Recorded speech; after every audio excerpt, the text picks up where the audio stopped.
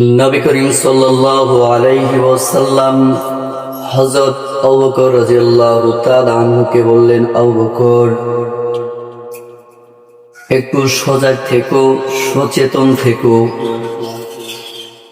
মনে হয় অচিরেই মক্কার জমিন ছেড়ে মদিনায় হিজরত করতে হবে।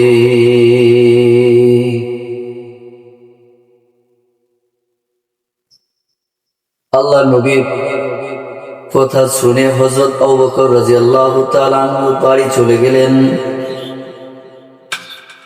এদিকে হিজরতের রাত্রে কাফেররা আল্লাহর নবীর হুজরা মুবারক ঘেরাও করে ফেলেছে।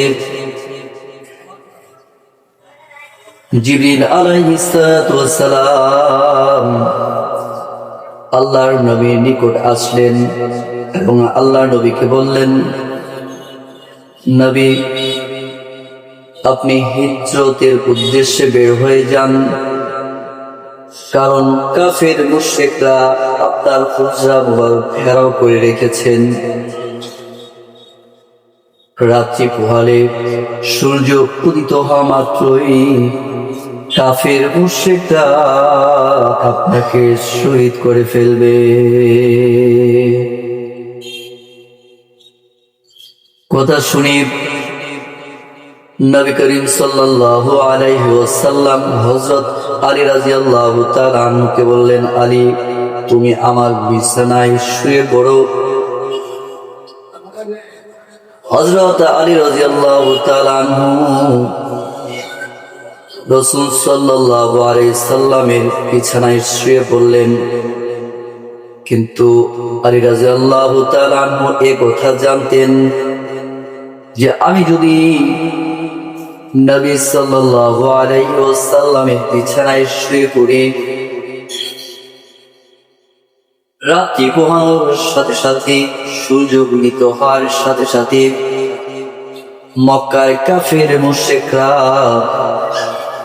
কে নবী ভেবে কেটে টুকরো টুকরো করে ফেলবে।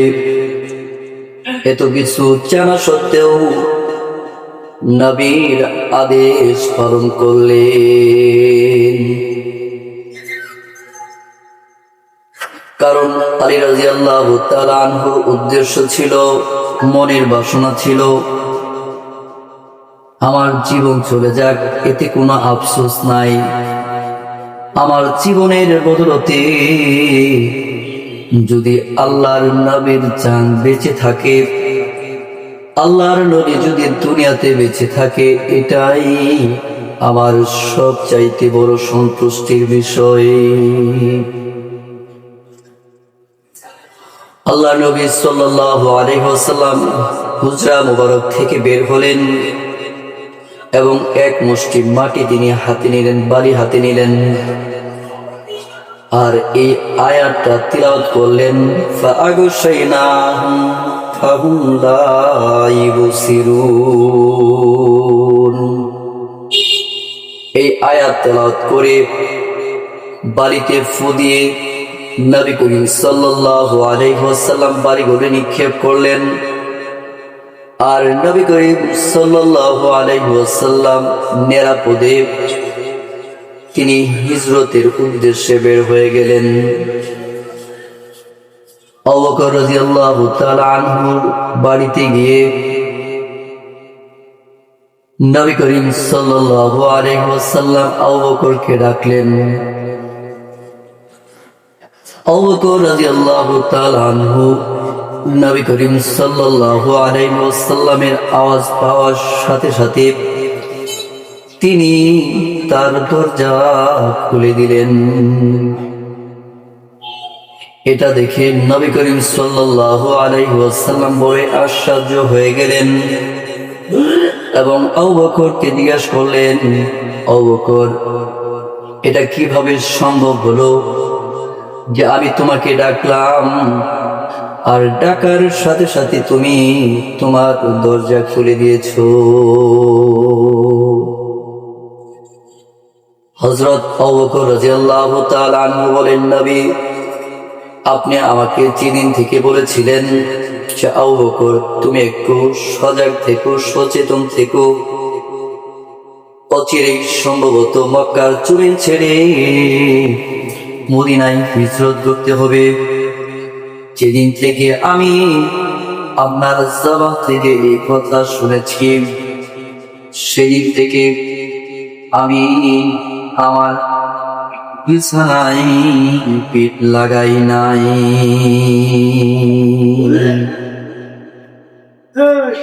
এটা ছিল সাহাবায়ে আজমাইনদের তাদের নবীর প্রতি ভালোবাসা। এটা ছিল সাহাবায়ে আজমাইনদের মনের থেকে এবং হৃদয়ের থেকে নবীর প্রতি ভালোবাসা।